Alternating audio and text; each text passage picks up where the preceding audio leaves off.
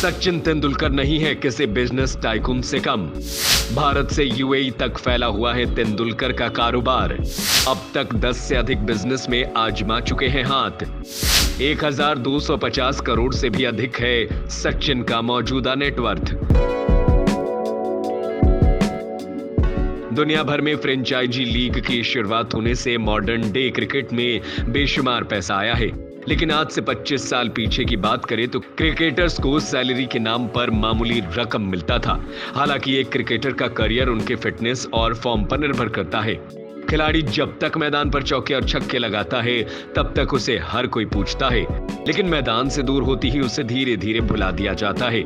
यही कारण है कि तमाम बड़े क्रिकेटर्स इस खेल से होने वाली कमाई के साथ साथ कारोबार के क्षेत्र में भी अपना हाथ आजमाते रहे हैं।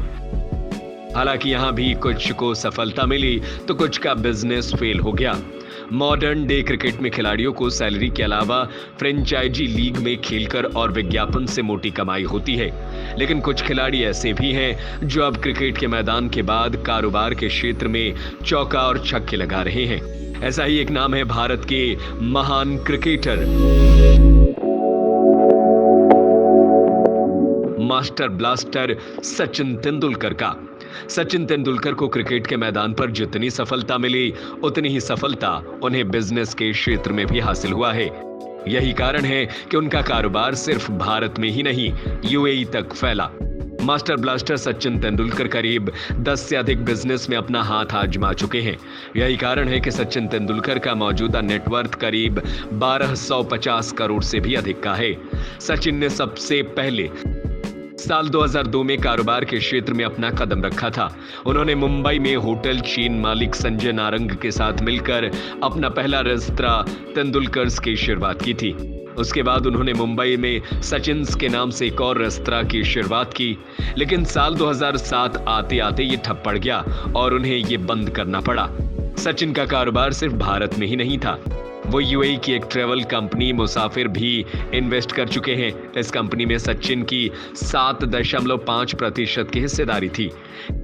इसके अलावा वो इस कंपनी के ब्रांड एम्बेसडर भी थे। हालांकि बाद में सचिन ने कंपनी में खुद को अलग कर लिया था। मुसाफिर कंपनी के साथ सचिन ने करीब 30 करोड़ की डील की थी। इसके अलावा सचिन ने साल 2009 में स्पोर्ट्स एंटरटेनमेंट की दुनिया में कदम रखा। इस कंपनी का नाम स्मैश एंटरटेनमेंट है।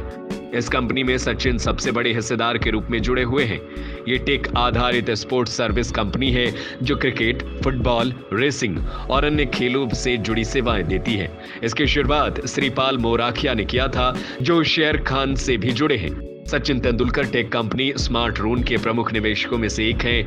ये कंपनी स्मार्टफोन्स के साथ कई इलेक्ट्रॉनिक्स गैजेट का निर्माण करती है। Smartphone online shopping portal Flipkart पर भी अभी उपलब्ध है। सचिन ने ट्रू ब्लू नाम की एक फैशन कंपनी में भी निवेश किया है। यह सचिन तेंदुलकर और अरविंद फैशन ब्रांड का ज्वाइंट वेंचर है। इस कंपनी की शुरुआत 2016 में हुई थी। इस कंपनी में सचिन के बेटे अर्जुन भी उनका हाथ बटाते हैं। इसके अलावा साल 2011 में फ्यूचर ग्रुप के बिग बाजार ने सचिन तेंदुलकर के नाम से प्रेरित पर्सनल केयर प्रोडक्ट्स की रेंज सच नाम से शुरू की थी। इस प्रोडक्ट में भी सचिन ने निवेश किया था। सचिन तेंदुलकर ने इसके अलावा कई लीग की टीमों पर भी दांव लगाया है। वो ISL team Kerala Blasters, badminton premier league में बेंगलुरु ब्लास्टर्स और कबड्डी में मास्टर ब्लास्टर्स मैजिक के सह मालिक हैं। हालांकि साल 2018 में उन्होंने आईएसएल की अपनी हिस्सेदारी को बेच दिया था। सचिन ने साल 2021 में जेंट सिंथेसिस नाम की एक गेमिंग कंपनी में भी निवेश किया। इस कंपनी में सचिन ज्वाइंट वेंचर के रूप में शामिल हुए हैं। जेंट सिंथेसिस के साथ 100 MB मिलकर गेम्स के अलग एक्सपीरियंस को लाने का काम किया है।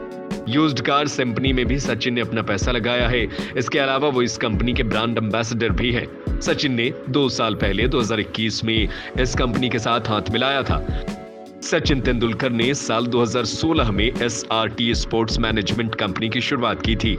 इस कंपनी को उनकी पत्नी अंजलि तेंदुलकर संभालती हैं। वहीं सचिन इस कंपनी के तमाम कमर्शियल और सोशल काम को देखते हैं।